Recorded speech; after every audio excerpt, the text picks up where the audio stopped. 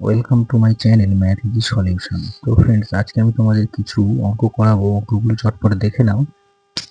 তো প্রথম অঙ্ক কি বলছে, দেখো, কিছু বালকের ওজনের গড় 55 কেজি। তারপর বলছে 20 জনের গড় ওজন যদি 60 কেজি এবং বাকিদের গড় ওজন 51 কেজি হয়, তাহলে মোট বালকের সংখ্যা কত নির্ণয় করতে হবে। তাহলে কি বলছে, কিছু বালকের ওজনের গড় দিয়ে দিয়েছে 55 কেজি। তাহলে আমি সেটাই জানি না, মানে কিছু বালক বলতে মোট বালক। তাহলে মোট বালকের সংখ্যাটা আমি ভেবে নেবো কত, না মোট বালকটা এক্ষেত্রে ধরে নিতে হবে এক্স। মোট বালকটা হচ্ছে এক্স। এবার বলছে 20 জনের গড় ওজন 60 কেজি, বাকিদের গড় ওজন 51 কেজি।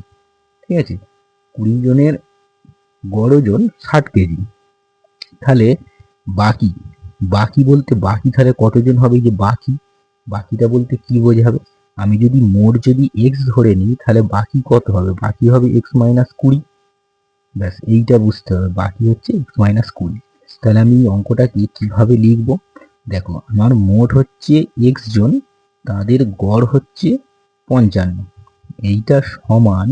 এবার দেখো 20 জনের গড় বয়স কত, 60, প্লাস বাকি জনের গড় বয়স, বাকি হচ্ছে কত, x-20, তাদের গড় বয়স কত দিয়েছে, 51। ব্যাস, এই সমীকরণটাকে সরল করলেই আমার এক্স এর মান চলে আসবে।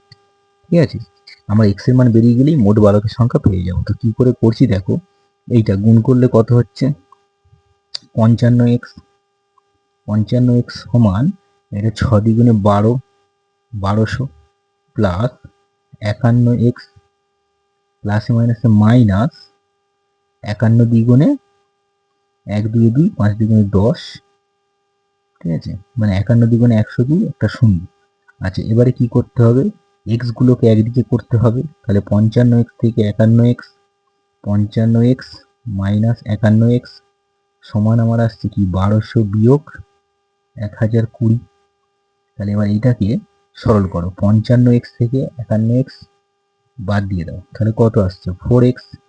4x সমান 1200 থেকে 1020, তাহলে কত হবে, 180। তাই তো, 1200 থেকে 1020 বাদ দিয়ে দাও, দিলে কত আসছে, 180। তাই এখান থেকে দেখো x সমান কি পাবো, না 180/4।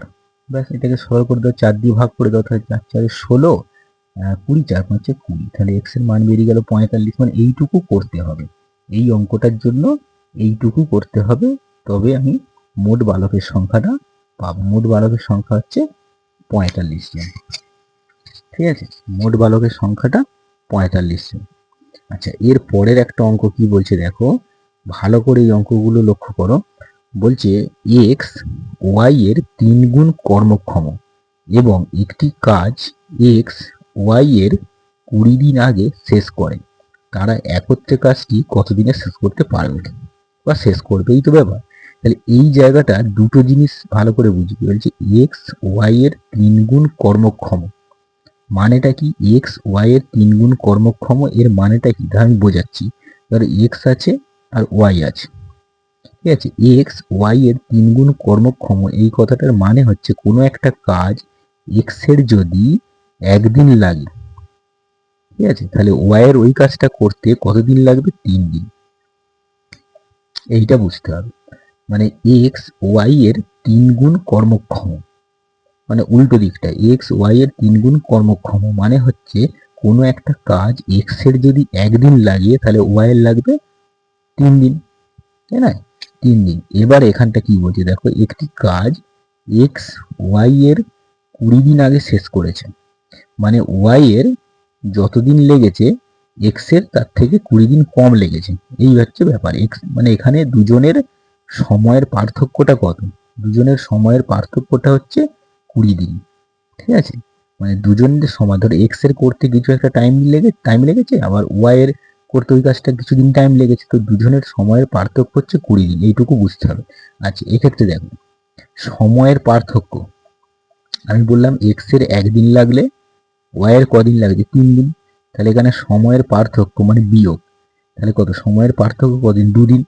তাহলে 2 দিন যখন সময়ের পার্থক্য, তখন ওই কাজটা এক্স এর কতদিন লাগছে, একদিন।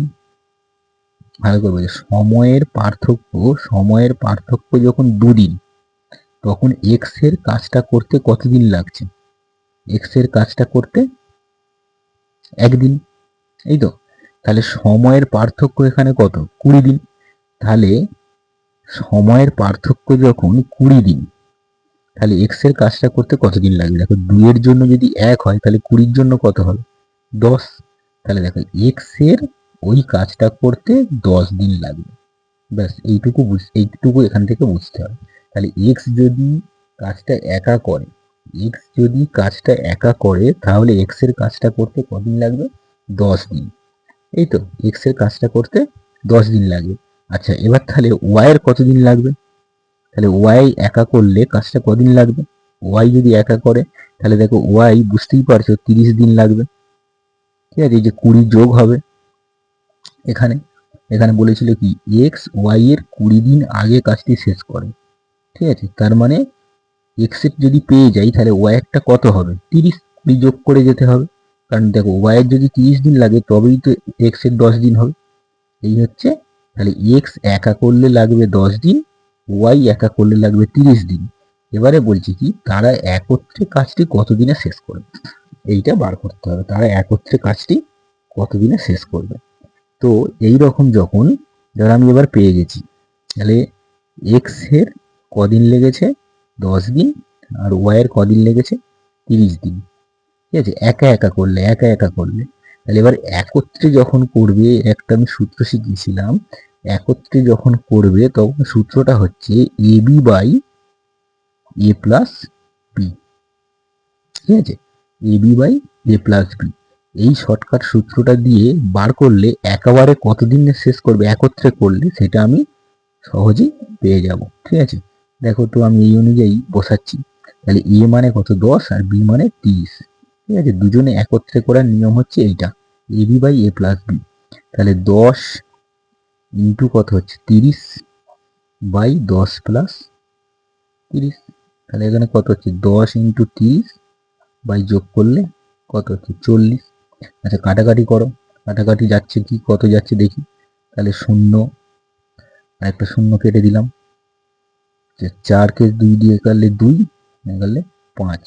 তাহলে কত হচ্ছে? 15 বাই 2। তাহলে 15 বাই 2 মানে 7 পূর্ণ 1-এর 2 দিন। তাহলে তারা যদি একত্রে কাজটি করে, দুজনে মিলে যদি একত্রে কাজটা করে তাহলে 7 পূর্ণ 1-এর 2 দিন সময় লাগবে। ঠিক আছে, অঙ্কটা বুঝতে পেরেছো কিনা জানাবে আমাকে যদি কেউ না বুঝতে পারো। এইটা খালি মনে রাখবে, এটা হচ্ছে শর্টকাট, মানে দুজনের যদি আলাদা আলাদা করে দেওয়া থাকে একত্রে বার করার শর্টকাট নিয়ম হচ্ছে এইটা। আর এইটা তো আমি বুঝিয়ে বুঝিয়ে বললাম কিভাবে এটা ধরতে হয়। আচ্ছা, এবারে দেখো একটা অঙ্ক, খুব সুন্দর অঙ্ক। বলছে 3-এর দাগের অঙ্কটায় বলছে এক ব্যক্তি বিশ্রাম ছাড়া কোন স্থান 80 কিলোমিটার পার গতিবেগে এবং বিশ্রাম সহ 60 কিলোমিটার পার গড় গতিবেগে অতিক্রম করেছে। তাহলে ওই ব্যক্তি প্রতি ঘন্টায় কত মিনিট বিশ্রাম নেয়? ঠিক আছে, অঙ্কটা খুবই সহজ।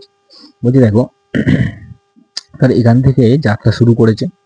ঠিক আছে, যদি বিশ্রাম না নেয় তাহলে সে 80 কিলোমিটার যেতে পারে, 1 ঘন্টায় 80 কিলোমিটার যেতে পারে। আর যদি বিশ্রাম নেয় তাহলে কত যাবে? 60 কিলোমিটার।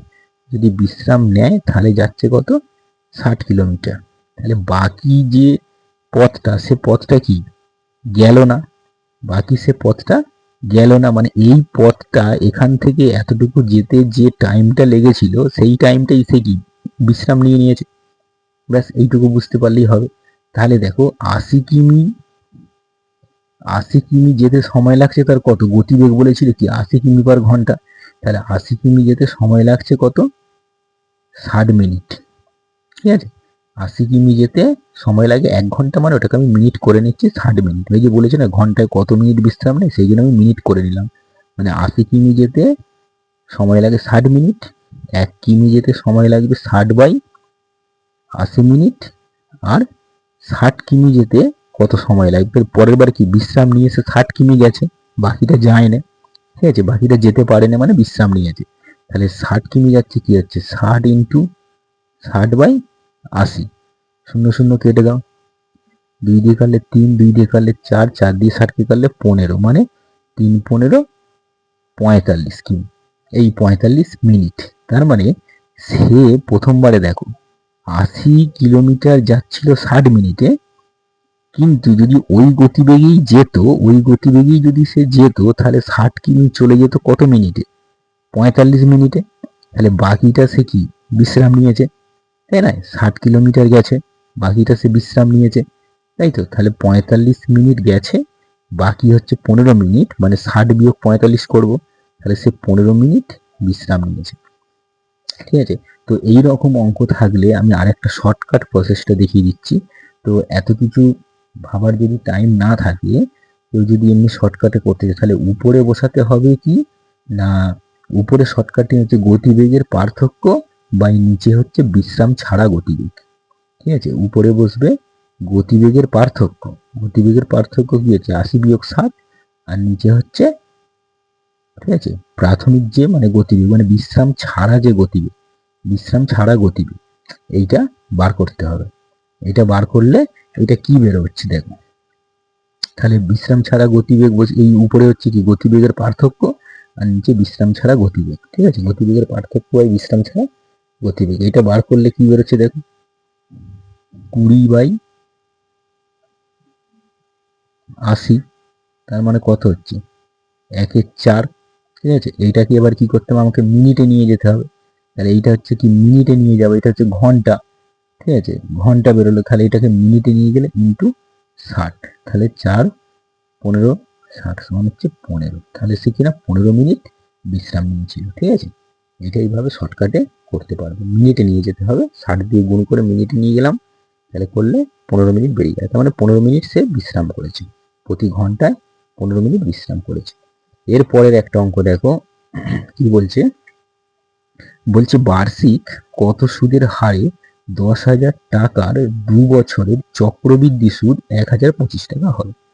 তাহলে এখানে কি বার করতে হবে, কত সুদের হারে, মানে আর বার করতে হবে। তো আমরা চক্রবৃদ্ধি সুদের ক্ষেত্রে সূত্রটা কি জানি, P into 1 + r/100 whole to the power n বা whole to the power T, whole to the power n সমান কিনা সমূল চক্রবৃদ্ধি। এটা আমি আগের ক্লাসে দেখিয়েছিলাম, সমূল চক্রবৃদ্ধি। তো এই অনুযায়ী আমি সূত্রটা বসিয়ে দেবো।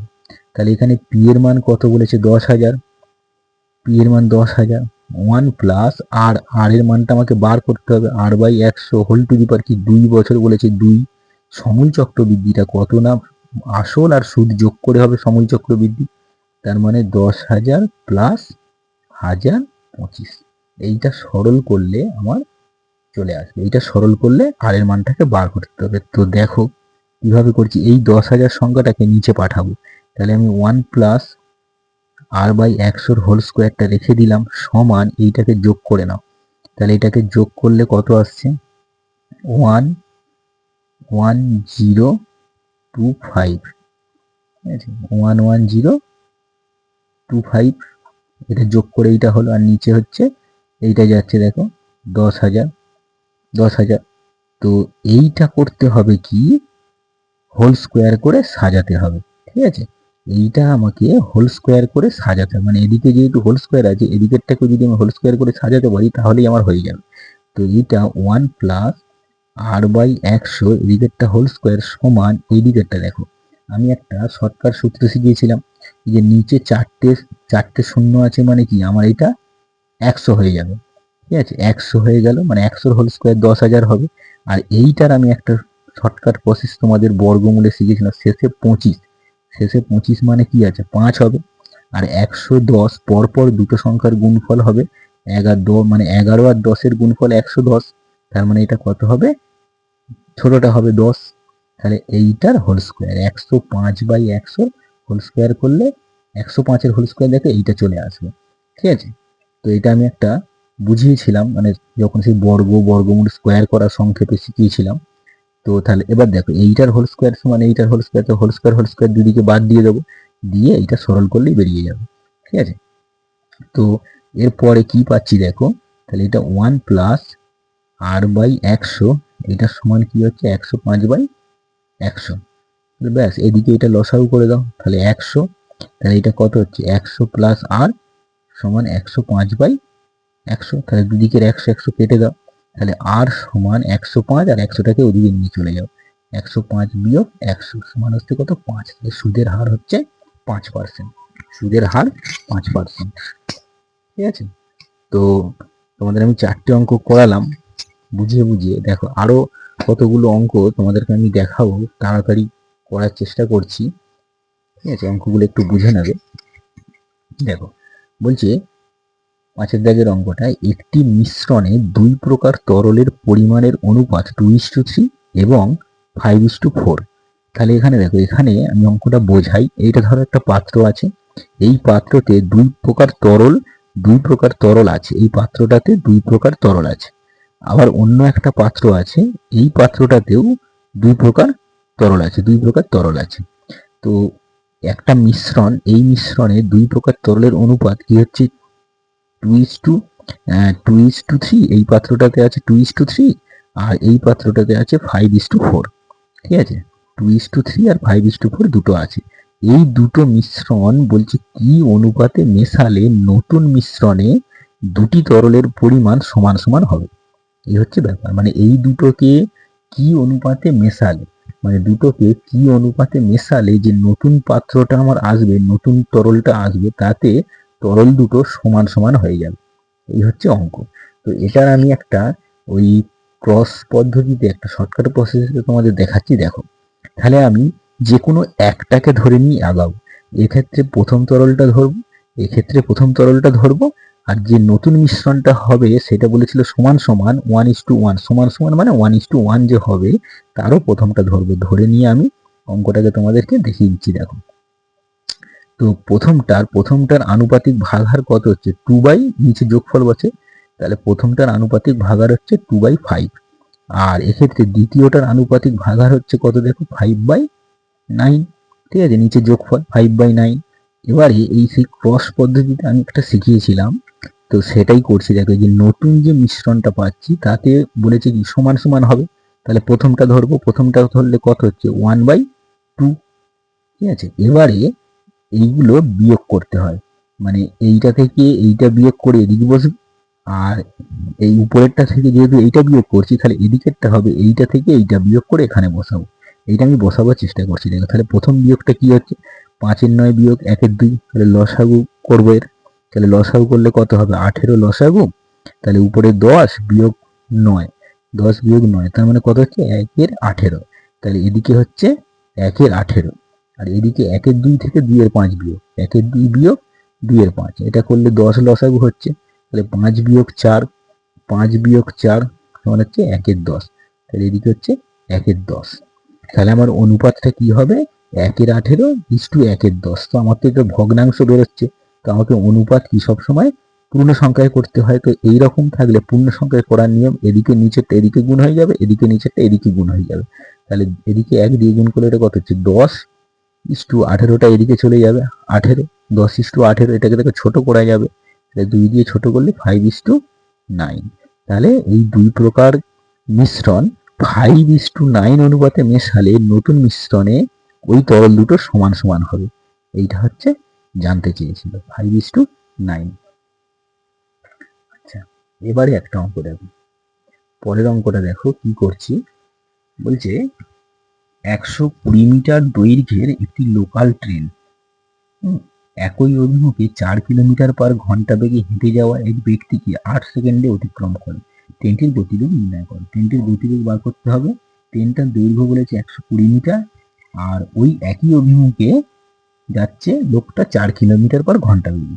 মানে ট্রেনও এদিকে যাচ্ছে, লোকটাও এদিকে যাচ্ছে। ঠিক আছে, তো যেহেতু দুজনে একই দিকে যাচ্ছে, সেই জন্য এক্ষেত্রে আপেক্ষিক বেগ, মানে ট্রেন আর লোক মিলে যে আপেক্ষিক বেগ হবে সেটা কি হবে? একই দিকে গেলে আপেক্ষিক বেগ বিয়োগ হয়। তাহলে আমি ধরে নিচ্ছি, দেখো ধরে নিচ্ছি ট্রেনটার গতিবেগ x কিমি পার ঘন্টা, ট্রেনটার গতিবেগ x কিলোমিটার ঘন্টা, আর লোকটার গতিবেগ দেওয়া আছে 4 কিলোমিটার পার ঘন্টা। তাহলে আপেক্ষিক গতিবেগ কি হবে? আমি বলছি একই দিকে গেলে আপেক্ষিক গতিবেগ কি হবে? বিয়োগ হবে। তাহলে এক্ষেত্রে দুজনের আপেক্ষিক গতিবেগ হবে x-4 কিমি পার আওয়ার। আর যদি বিপরীত দিকে যায়, মানে একটা এদিকে যায় একটা এদিকে যায়, তাহলে আপেক্ষিক গতিবেগ কি হবে? যোগ হবে। ঠিক আছে, ব্যাস এইটা। তাহলে এক্ষেত্রে আমার আপেক্ষিক গতিবেগটা বার করা থাকলো, x-4 কিমি পার ঘন্টা। এবারে দেখো, এবারে ট্রেনটা কি করছে দেখো, 8 সেকেন্ডে কত গেছে, 8 সেকেন্ডে গেছে 120 মিটার, মানে নিজের দৈর্ঘ্যটাই পেরোবে। একটা লোককে পেরোনা, একটা লোককে পেরোনা মানে তাহলে কি তার নিজের দৈর্ঘ্যটাই পেরোবে, ঠিক আছে। আচ্ছা, তাহলে এক্ষেত্রে দেখো 8 সেকেন্ডে যাচ্ছে কত, 120 মিটার, ঠিক আছে। তাহলে 1 সেকেন্ডে কত যাবে, 120/8 মিটার। এবারে 36 সেকেন্ডে, মানে আমি এটাকে ঘন্টায় নিয়ে যাচ্ছি, ঘন্টায় নিয়ে যাওয়ার চেষ্টা করছি, ঠিক আছে। 3600 সেকেন্ডে কত যাচ্ছে, 120 ইন্টু 3600/8, এত কি হবে, এত হবে মিটার। আমি এটাকে মিটারটাকে কিমিতে নিয়ে যাব, কারণ আমার রিলেটিভ ভেলোসিটি মানে আপেক্ষিক বেগ কিমি পার ঘন্টাতে আছে। তাহলে আমি এক্ষেত্রে আপেক্ষিক বেগটা আমি বার করছি, সেটাকে আমি এইটা ঘন্টা করে নিয়েছি 3600 সেকেন্ড থেকে, তাহলে এদিকে মিটার ছিল, এটাকে কিমি করে নিই ইন্টু, তাহলে নিচে 1000 দিয়ে ভাগ করে আমি এটাকে কিমিতে নিয়ে চলে গেলাম, তাহলে এইটার একক হবে কিমি, ঠিক আছে। এবার কাটাকাটি করো, দেখো দুটো শূন্য, তিনটে শূন্য কেটে গেল। এবার 8 দিয়ে এটাকে কেটে দাও, 4 দ্বিগুণে 8, 4 9 36, 2 দিয়ে করলে 6, তাহলে 6 9 54, তাহলে এক্ষেত্রে কত হচ্ছে 54। তাহলে এই যে 8 সেকেন্ডে যে অতিক্রম করেছিল লোকটাকে, সেই হিসাবে আমার আপেক্ষিক বেগ, ট্রেনটার আপেক্ষিক বেগ কত বেরোচ্ছে না 54 কিমি পার ঘন্টা। তাহলে আমার ধরা অনুযায়ী আপেক্ষিক বেগ হচ্ছে x-4, আর এ পার হওয়া অনুযায়ী আপেক্ষিক বেগ 54। তাহলে এই দুটো সমান করে দেবো, দিলে ট্রেনের প্রকৃত বেগ পেয়ে যাব। তাহলে দেখো x-4 এটার সমান কি 54, তাহলে x সমান 4টা ওদিকে গেলে কি হয়ে যাবে 58। তাহলে এখানে ট্রেনটার গতিবেগ হচ্ছে 58 কিমি পার ঘন্টা, ঠিক আছে। ট্রেনটার গতিবেগ 58 কিমি পার ঘন্টা। এবারে একটা অঙ্ক দেখো, খুব ইজি, মানে এই ধরনের অঙ্ক দিয়ে দেয়, মানে সংখ্যাগুলো অনেক বড় দিয়েছে, দিয়ে বলছে এককের অঙ্কটি কি হবে। সংখ্যাগুলো অনেক বড় বড় দিয়েছে, কিন্তু আমার এক্ষেত্রে কিছুই লাগবে না, খুব সহজ, ঠিক আছে। সংখ্যাগুলো অনেক বড় বড় গুণ চিহ্ন দিয়েছে, দিয়ে বলছে লাস্টে মানে গুণফল করে একদম যে শেষ যে সংখ্যাটা আসবে এককের ঘরের যে সংখ্যাটা, সেইটা খালি বলেছে। তো আমি এক্ষেত্রে নিয়মটা হচ্ছে শুধু এককের ঘরের গুলোই হিসাব করব, ঠিক আছে। এই দুটো প্রথম গুণ করে দেখো, 4 আসতে 32, তাহলে লাস্টে আসছে কত 2, তাহলে ওই লাস্টের এককের সঙ্গে এই এককটা গুণ করি, তাহলে কত হচ্ছে 7 দ্বিগুণে 14। তাহলে এই দুটো গুণ করার পর, মানে এই পর্যন্ত গুণ করার পর কি আসছে, 7 দ্বিগুণে 14, মানে এককের ঘরে আসছে কত 4, তাই তো। এবারে এই যে পুরোটা গুণ করে যে এককের ঘরে 4 এলো, সেই 4 দিয়ে এর একককে গুণ করব, তাহলে 3 4-এ 12-র 2, মানে একক মানে লাস্টের সংখ্যাটা ডিজিটটা কি আসবে এটাই আমি বার করছি, ঠিক আছে। 2 এলো, তাহলে এই পর্যন্ত নিলে কি হচ্ছে 6 দ্বিগুণে 12, আবার সেই 12 2, হাতে মানে হাতে পাতে ওইসবগুলো কিছু ধরার দরকার নেই, মানে শুধু এককের অঙ্কটা বসাবো। হ্যাঁ, 12 2 মানে এককেরটা বসছে, আবার 2 হয়ে গেল। এবারে এই পর্যন্ত গুণ করলে 1 আর এই 2, মানে 1 2 2, তাহলে লাস্ট এককের অঙ্ক আসবে 2, ঠিক আছে। পুরো সংখ্যাটা গুণ করলে এককের অঙ্ক আসবে 2। আচ্ছা, এবারে একটা অঙ্ক দেখো, বলছে a প্লাস 1/a সমান 2 হলে এর মাথায় দিয়েছে 2026 প্লাস 1/a এর মাথায় দিয়েছে 2026, এটা সমান কত বার করতে হবে, ঠিক আছে। আজকাল এই ধরনের অঙ্ক মানে যেই সালে পরীক্ষা হচ্ছে সেই সালগুলো তুলে দিয়ে দেয়, ঠিক আছে। 2025 2026 এরকম দিতেই পারে। তো দেখো কি করে করতে হবে, মানে এইটাই হচ্ছে মেন, এখান থেকে a এর মান বেরিয়ে যাবে, গেলে এখানে বসিয়ে দেবো, ব্যাস শেষ। তাহলে এইটাকে তুলে নাও, a প্লাস 1/a সমান কত দিয়েছে 2, তাহলে এটাকে লসাগু করো, তাহলে এ লসাগু হলে এদিকে কি হচ্ছে এ স্কোয়ার প্লাস উপরে হচ্ছে 1 সমান 2, এটা এইটাকে এদিকে গুণ করে দাও, তাহলে কি হচ্ছে এ স্কোয়ার প্লাস 1 সমান কি আসছে 2a, 2aটাকে এদিকে নিয়ে চলে আসি, তাহলে এ স্কোয়ার মাইনাস 2a প্লাস 1 সমান কি পড়ে এলো 0, এইটা দেখো একটা হোল স্কোয়ারের সূত্র হয়ে যাবে, তাহলে a মাইনাস 1 এর হোল স্কোয়ার সমান 0 চলে এলো, ঠিক আছে। এটা একটা সূত্র, মানে A square minus 2ab plus B square, তাহলে a মাইনাস 1 এর হোল স্কোয়ার সমান 0, তাহলে এখান থেকে দেখো আমি কি পেয়ে যাচ্ছি a মাইনাস 1 সমান 0 হয়ে যাচ্ছে, তাহলে a এর সমান কি হয়ে যাচ্ছে 1টাকে ওদিকে নিয়ে গেলে 1, তাহলে a এর মান 1, তাহলে a এর মান যদি 1 হয়, তাহলে এখানে দেখো আমার কি ছিল এ two the power 2026 plus 1/a⁴ এইটার মান হচ্ছে, এর মান তো 1, তাহলে একের পাওয়ার যাই বসাই না কেন, মানে যত খুশি একের পাওয়ার যত খুশি বসাই না কেন একই হবে। তাহলে এর পাওয়ার 2026 মানে কি 1 এর পাওয়ার 2026 মানে 1, প্লাস এইটাও দেখো 1/1, আর 1/1 মানে কি 1, তাহলে 1 + 1 সমান কত হবে 2, এটার উত্তর 2। ঠিক আছে, এটার উত্তর 2 হয়ে গেল। এরপরে একটা অঙ্ক দেখো, বলছে একটি জলপূর্ণ পাত্রের ওজন 9.5 কেজি। ঠিক আছে, অর্ধ জলপূর্ণ পাত্রের ওজন 5.5 কেজি, তাহলে শূন্য পাত্রের ওজন কত, এটা বার করতে হবে। তার মানে কি প্রথম ক্ষেত্রে দেখো পাত্র প্লাস যে পাত্রেতে জল থাকে সেইটার ওজন 9.5 কেজি, মানে প্রথম ক্ষেত্রে পাত্র, ঠিক আছে, পাত্র প্লাস জল, মানে এটা হচ্ছে কি ফুল জল, ঠিক আছে, পাত্র প্লাস ফুল জল সমান কত হচ্ছে 9.5 কেজি। পরের বারে দেখো অর্ধপূর্ণ জল মানে কি পাত্র প্লাস এটা কি হাফ জল, ঠিক আছে, মানে হাফ জল, এটা হচ্ছে ফুল জল আছে, এটা হচ্ছে হাফ জল আছে, সমান কত হচ্ছে 5.5 কেজি। তো এই দুটোকে মাইনাস করলে কি পাবো, এই দুটোকে বিয়োগ যদি করি তাহলে দেখো পাত্র কেটে যাবে, তাহলে ফুল জল থেকে হাফ জল বাদ দিয়ে দেবো, তার মানে এই দুটোকে যদি বিয়োগ করি তাহলে শুধুমাত্র হাফ জলের ওজনটা পাবো। ঠিক আছে, তাহলে হাফ জল মানে জল সেটা কি না হাফ, তাহলে হাফ জল সমান এটা বিয়োগ করলে কি আছে, এটা তো 0, এটা হচ্ছে 4, তাহলে হাফ জল মানে 4 কেজি, হাফ জল মানে 4 কেজি, তাহলে ফুল জলটা তাহলে কত হবে, ফুল জলটা হবে তাহলে 8 কেজি, তাহলে পাত্রের ওজন ছিল 9.5, সেটা থেকে 8 কেজি বাদ দিয়ে দাও, 9.5 থেকে 8 কেজি বাদ দিয়ে দিলে 1.5 কেজি, তার মানে পাত্রের ওজন 1.5 কেজি। ঠিক আছে, এটা খুবই সহজ, মানে অনেকে অনেক রকম ভেবেও করতে পারে। ঠিক আছে, আচ্ছা এরপরের একটা অঙ্ক দেখো, লাস্ট অঙ্ক করাচ্ছি আজকে, বলছে 9:82 মাঝখানে সমানুপাত চিহ্ন 25 জিজ্ঞাসা চিহ্ন দিয়েছে। তো এইরকম অঙ্ক থাকলে কি করে করতে হয়, এইটা হচ্ছে অনুপাত, এটা হচ্ছে মাঝখানে 4টে মুটকি মানে সমানুপাত, এটাকে কিছুই নাই মানে উপর নিচে সাজাতে হবে, ডিজিট ভুল আছে কিনা জানি না, দেখ আমি তোমাদের কি করছি, এটা তাহলে 9/82, 4টে পুটকিটা সমান চিহ্ন হয়ে যাবে, তাহলে 25 জিজ্ঞাসা চিহ্নের জায়গায় আমি মনে মনে ভেবে নিচ্ছি এক্স আছে, জিজ্ঞাসা চিহ্নটার জায়গায় এক্স। ঠিক আছে, তাহলে এইটা কোনাকুনি গুণ করে দেবো, এক্সটা যেদিকে হবে 9x, তাহলে 9x সমান এটা কি আসছে 82 × 25। ঠিক আছে, আর x সমান তাহলে কি হবে, x সমান 9টা নিচে চলে আসবে, তাহলে 82 × 25/9, এবার 9 দিয়ে এটাকে কাটাকাটি করতে হবে, আমি বললাম এখানে ডিজিট কিছু ভুল আছে দেখেই মনে হচ্ছে, তাহলে 9 দিয়ে এটাকে তো কাটাকাটি কিছু যাচ্ছে না, তাহলে এখানে যাচ্ছে না বলে যে উত্তর হবে সেটাই বসিয়ে দেবে। আর পরীক্ষার সময় সাধারণত এটা এমনই দেবে যে এটা কাটাকাটি যাবে। ঠিক আছে, আমার দেখে মনে হচ্ছে এটা 82 না হয়ে এটা 72 হবে।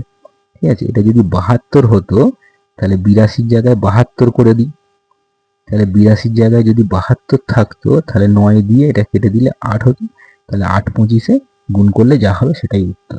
ঠিক আছে, 8×25 কত হচ্ছে 200, এটা 200 উত্তর হবে, এটা ডিজিটটা ভুল ছিল, এটা 72 ধরে করতে হবে। ঠিক আছে, তাহলে এটা 200 উত্তর। ঠিক আছে, 9:72 হবে, এটা 25:200 হবে, এটা অনেক সময় অঙ্কেতেও দিয়ে দেয়, বা এটা অঙ্কেরই কিন্তু অনেক সময় রিজনিং হিসাবেও দিয়ে দেয়, 9 যদি 72 হয় তাহলে 25 কত হবে, এরকমও দিয়ে দিতে পারে। ঠিক আছে, আজকে এতগুলোই দেখালাম, আবার পরের ক্লাসে আমাদেরকে করাবো।